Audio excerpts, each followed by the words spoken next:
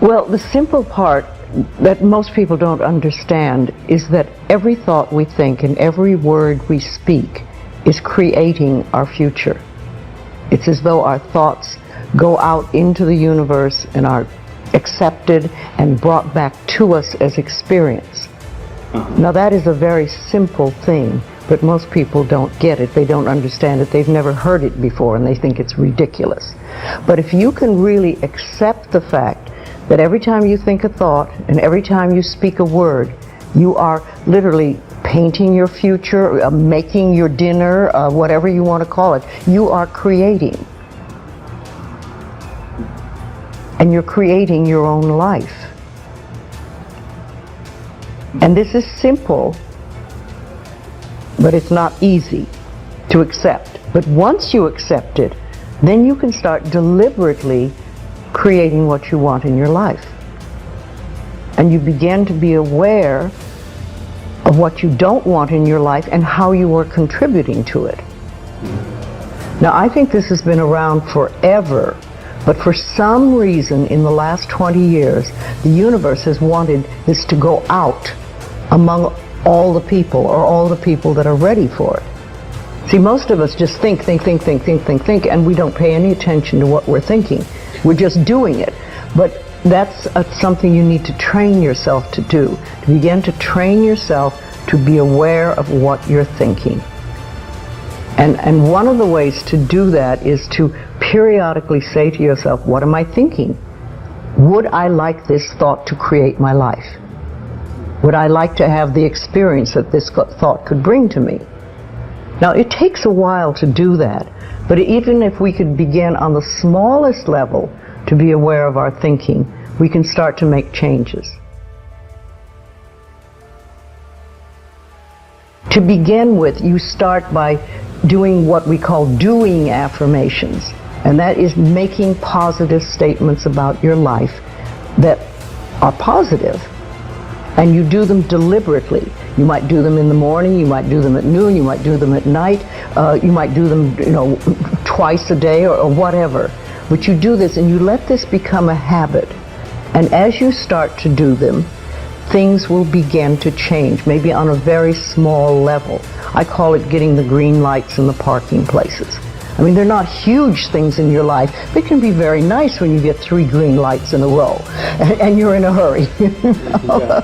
Doing an affirmation is either writing it down, writing it on the wall or the mirror, or using just saying it. What I like people to do is to stand in front of a mirror and do their affirmations. Because there's something very powerful about looking in your own eyes and accepting yourself, or noticing that you reject yourself when you're saying something positive about yourself. So that would be a very beginning way to start. Say in the morning, you get up in the morning, you go to the mirror, and this is a big one, and it's hard for lots of people. But you look in the mirror and say, I love you. I really, really love you.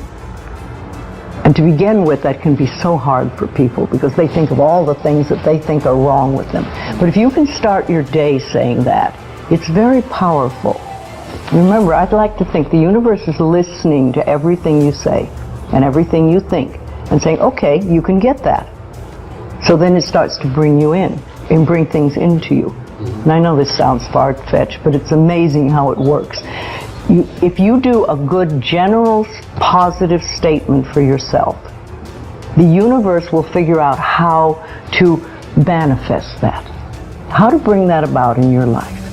So things could happen that you wouldn't expect at all, but they will happen. If you think of doing your positive affirmations is like planting a seed in the ground. It's not necessarily true at the moment, but it is something you want to have be true. So you put the seed in, and you plant a seed and you expect it to grow.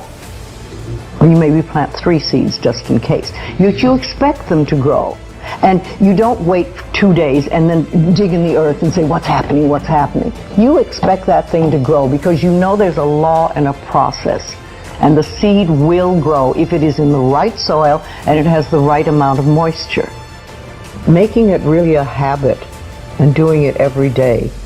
Doing something every morning when you wake up, that's a really good time. And another good time is when you go to sleep at night. And gratitude works a lot. Just being grateful for everything. The more, I always say the universe loves gratitude. The more you're grateful for what the good is in your life, the more good you get to be grateful about. Mm-hmm. And it's like, if somebody gives you a present or gives me a present and I say, oh my God, I hate that color and it doesn't fit, and that person will never give me another present. Mm-hmm. But if you say, oh, it's wonderful and thank you, I really adore it, it's great, that person is probably going to want to buy you a present every time they see something they think you would like. And it's like that with the universe. The universe loves gratitude.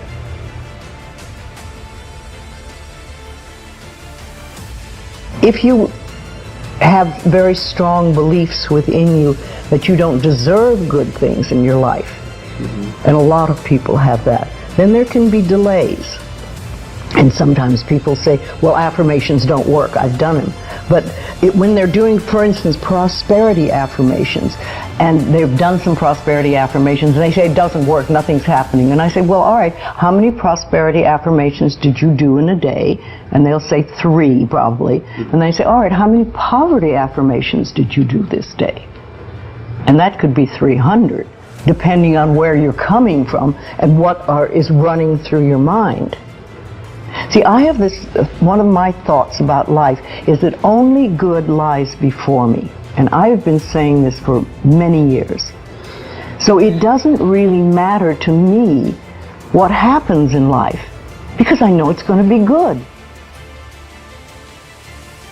Well, there are lots of things you can do to help you become more conscious of what is going on. And because so many of our belief systems really are unconscious or subconscious, we're not aware of them. They're just things that were bred into us as we were children, is to take a little time to figure out what they are. And I always say a really good exercise is to take a big sheet of paper and write on top of it, say, what I think about men. And then another one, what I think about women, what do I think about money, what do I think about any subject you can think of. And just write all the things that come out of your thoughts. And whether they sound good or not, just write them down. And any one subject, if you just write them all down and then look at them and see how many are positive and how many are negative. And if you can take those negative ones and turn them around, make them into positive affirmations, then you can start clearing up what you believe about, say, money that is not positive for you, mm-hmm. and or is keeping you from bringing money in. And you can do that with lots of things in your life, so you can really begin to realize what you do believe about these things. So you can't change your thoughts if you don't know what your thoughts are. There is a law of thinking, and we are beginning to learn about it. And it is like a computer. If you have this gorgeous computer put in front of you, and you don't know what to do with it, it's a piece of junk. But if you learn the language of the computer, miracles happen. And that is what the law of thinking is. When you learn how it works, miracles happen. What you think and what you believe is what will come true for you. Your thoughts create your life. It's that simple. And when we can get that, we can make enormous changes. Well, I think it really starts with realizing that you don't love yourself, that most people don't. Most people feel they're not good enough, that they haven't done it right, they won't do it right, they'll never be enough, and they're definitely not lovable. And when we come from that space, it's very hard to create things for ourselves that are really good. So in the early days when I worked with people, I used to fix this problem and fix that problem, and you'd have this, a health thing, and we'd work on that and we'd work on this. And one day I discovered, much to my amazement, that if I would help people learn to love themselves, to really accept themselves as they are, we didn't have to work around problems, because it was almost like a miracle. Everything seemed to fall away. It's a hard one for people because we're we grow up believing that we're not good enough and nothing is right. I remember lots of times I would ask people, well, what is really wrong with you? What have you done that is so terrible that you're not acceptable to yourself? And I never, ever got an answer that made any sense. You know, they might say something like, well, I'm too fat. Well, so, you know, but when you talk about loving yourself, a lot of people think that that's vanity. But it isn't really. It has nothing to do with that. That is narcissistic. But to really care for you and to acknowledge that you are an important being. It's almost like in the Bible they would say, you recognize that you are a child of God, that therefore you are perfect. But even if you're not a biblical person, if you can recognize that you are a being that has self-worth, if you can really recognize your own worth, then you start to treat yourself differently. And I think that's what's so very important about loving yourself, is you stop beating yourself up, you stop making yourself wrong, you stop talking about how awful you are, and you stop saying things like, I'm really stupid and stuff, and you start to treat yourself with a certain amount of respect. And this makes an enormous difference, because what you give out in life is what comes back to you. So if you're giving out a feeling of, I'm okay, I'm good enough as I am, and I am acceptable, and I love life, and I love me, and you start having gratitude for yourself and for life, then life treats you differently, because you are having a different vibration that you're giving out and getting back. And that's when things really start to flow. Now, a lot of people don't realize it, but you have to practice. You just have to start it. And that's why I try to get people to do a lot of mirror work. If you look in the mirror, just simple things like looking in the mirror in your own eyes and say, I love you.